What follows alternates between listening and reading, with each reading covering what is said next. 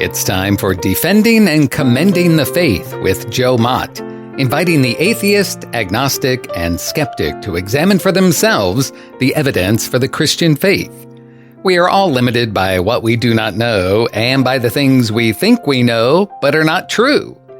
Dr. Joe Mott earned his PhD at LSU and was a distinguished math professor at Florida State University for 38 years, helping to write 3 math textbooks and authoring over 30 research articles in math. He is now the host of this radio program, Defending and Commending the Faith. Here is Joe Mott. Hello, friends. I pray you already have had a breakthrough in this new year, that you have discovered practical wisdom on how to deal with a distraction. Also a way to edify someone you love, and that you've drawn closer to the Lord, the shepherd of your soul. I pray God will make your minds wise, your hearts good, and your motives pure. In this episode, I need to complete my presentation of the moral argument for the existence of God. First, my presentation is different from that William Lane Craig gave in his book, On Guard. You may prefer to read Craig's proof. Craig states his argument as follows. Premise 1. If God does not exist, then objective moral values and duties do not exist. Premise 2. Objective moral values and duties do exist. Conclusion. Therefore, God exists. Premise 1 is logically equivalent to this alternate statement that I label as 1 prime. If objective moral values and duties exist, then God exists. Craig shows that objective moral values require God. The most popular form of atheism is naturalism, which holds the view that the only things that exist are the things that are described by our best scientific theories. But science is morally neutral. Thus, according to naturalism, moral values don't really exist. Objective morality is illusory. Then Craig shows objective moral duties require God. On the atheistic view, human beings are just a higher order of animals, and animals have no moral obligations to one another. Thus, no objective moral duties. My argument appeals to both premise 1 and its equivalent 1 prime. A corollary to my argument is that the reason both theists and atheists can have an objective standard of right and wrong, good and bad, is that God exists as the standard itself. Without God as the standard of morality, there can be no such thing as objective moral values and duties. Stop for a moment and let that sink in. I've already given evidence for the truth of premise 1 in episode 73. In episode 74, I gave 7 reasons that support the truth of premise 2 that there is an objective moral law. I now give an 8th reason that life would be chaotic without an objective moral law. Think about what the world would be like if, for some reason, all moral laws suddenly disappeared. We would be faced with the complete breakdown of law and order. Society would collapse. Life as we know it would be impossible. If assault, murder, stealing, lying, cheating, and rape were suddenly permitted, no one would be safe. Without moral laws and the subsequent collapse of society, there would be no one to protect society, no one to detain and incarcerate criminals, no one to hold accountable the criminals terrorists, murderers, and thieves in the world. Remember the conditions of the countries occupied by the Nazis in World War II. The Holocaust for the Jewish people happened because the Nazis were not restrained by moral laws. The identity politics in the U.S. now is opening up our society to the potential of some coalition of groups doing to another coalition what the Nazis did to the Jews. It all depends on who has the power. The ninth reason supporting the truth of premise 2 is the following. In our culture, when a problem is identified, the normal recommended remedy for the solution of that problem is education. The major fallacy with that purported remedy is this: education without morality is useless. The Holocaust survivors observed their captors and the killers of their family members were very well-educated people. Remember that at that time, Germany was the most educated nation in the world. But that fact did not protect those who were either starved, shot, or gassed. Regarding moral laws, I recommend a video on YouTube called The Fall of Atheism by Norman Geisler. I also recommend an article entitled C.S. Lewis and 8 Reasons for Believing in Objective Morality by Stephen S. Jordan on the website moralapoligetics.com. Let me comment on one of those 8 reasons. Someone might say he believes in moral relativism. However, the moment he is mistreated, he will react as if such a moral standard actually exists. The proof is in the way they expect others to act toward them. In order to discover if a person really believes it is good to be just, do not look at the way he acts toward others, nor to the way he says he would act.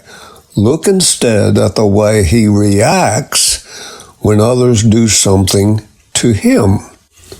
One tactic to bring out the fact that the moral relativist actually believes in a moral law is this. Rather than arguing with them for morality, instead do something to get the person to confront his own moral intuition. We then ask him to make sense out of his reaction in light of his avowed relativism. The basic point is, despite the moral relativists' disavowal of objectivity, morality is built into each individual because we are made in God's image and God has given us all a conscience. The moral relativist may deny it, but it comes out from its hiding place with the proper motivation. In his book, Christian Apologetics, Norman Geisler suggests this approach. He says, the quickest way to convince the moral relativistic student that he really believes in the principle of fairness is to give him a failing grade on something that is important to him, say on a term paper. And you tell him you gave him that grade simply because you don't like the color of the folder in which his work was enclosed. If the student claims it isn't fair, then we know his soliloquy about relativism is only a smokescreen to avoid the responsibility to an objective moral law. The atheist Louise Anthony agrees with Geisler. She told William Lane Craig, I was a teacher and all my students would have objected if I randomly assigned grades without regard to their work. The way to convince a moral relativist that stealing is an absolute moral law is to take something from him that he thinks is valuable, like a stereo or a wristwatch. You will learn more by his reaction than by his assertions. You will discover very quickly he doesn't really believe in relativism because, in truth, morality is built into our individual system. I claim moral relativism is self-defeating. The assertion that ethical values and duties are merely subjective is self-contradictory, like all other statements of relativism and skepticism. For the relativist is telling us that we have an objective moral obligation to agree with relativism, while at the same time telling us that no one has a moral obligation to do anything at all. Relativists regularly make this error. David Hume and logical positivism, promoted by A. Ayer et al., have verification principles that essentially say that nothing is true unless it can be verified by science. But those principles were not verified by science. Thus, the verification principles fail to meet their own criteria. Jean-Paul Sartre argued vehemently against objective values, but he also demanded that we admire those who live authentically by affirming their own freedom and creating their own meaning. If authentic existence is not an objective value, why should we admire it? And if it is an objective value, then Sartre has refuted himself. I believe moral laws are absolute. Allow me to give you my thinking. Premise 1, moral laws are either relative or absolute. Premise 2, moral relativism is false. Conclusion, therefore, moral laws are absolute. Premise 1 of this argument is obviously true, and I've just finished proving premise 2. So moral laws are absolute. Absolute is obviously objective. With this, I now have finished my proof of the moral argument showing the existence of God.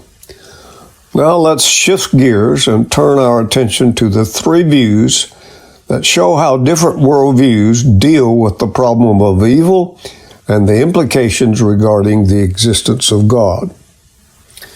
It appears that everyone experiences evil. It comes in various forms: pain, suffering, disease, disaster, death, hopelessness, etc. Everyone seeks to know the answer to questions like, is there any purpose to pain? If God is all good and all powerful, why is there evil in the world? Why did my baby die?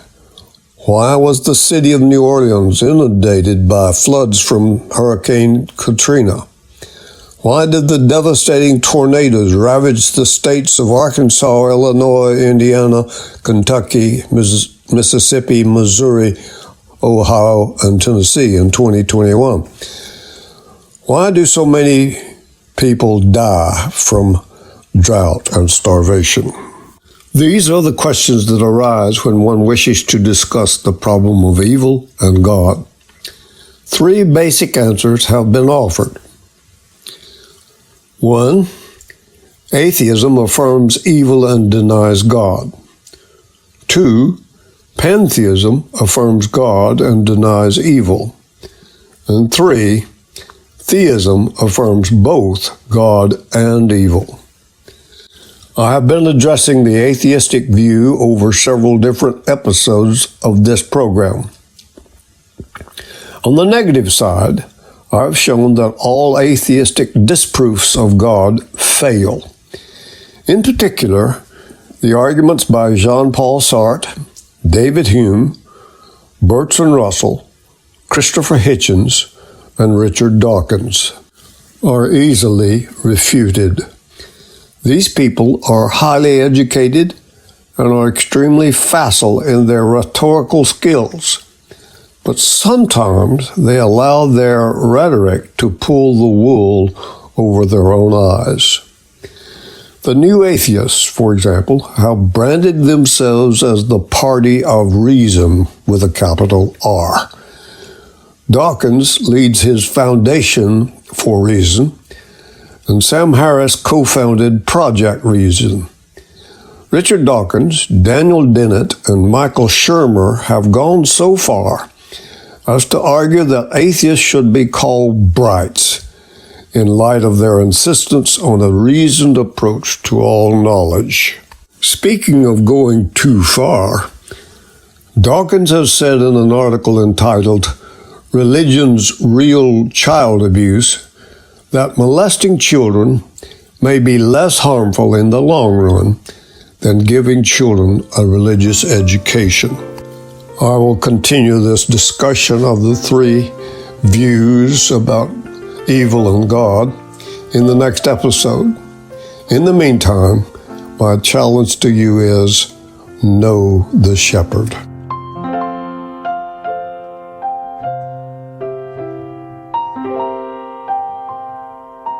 Thank you for listening to Defending and Commending the Faith with Joe Mott, a production of Wave 94 Radio in Tallahassee, Florida. If you have any questions or comments for Joe, please forward them to Doug Apple at Wave94 at this email address, dougapple@wave94.com. And be sure to join us every Monday evening at 6:45 p.m. on Wave 94 and subscribe through your favorite podcast app. Defending and Commending the Faith with Joe Mott.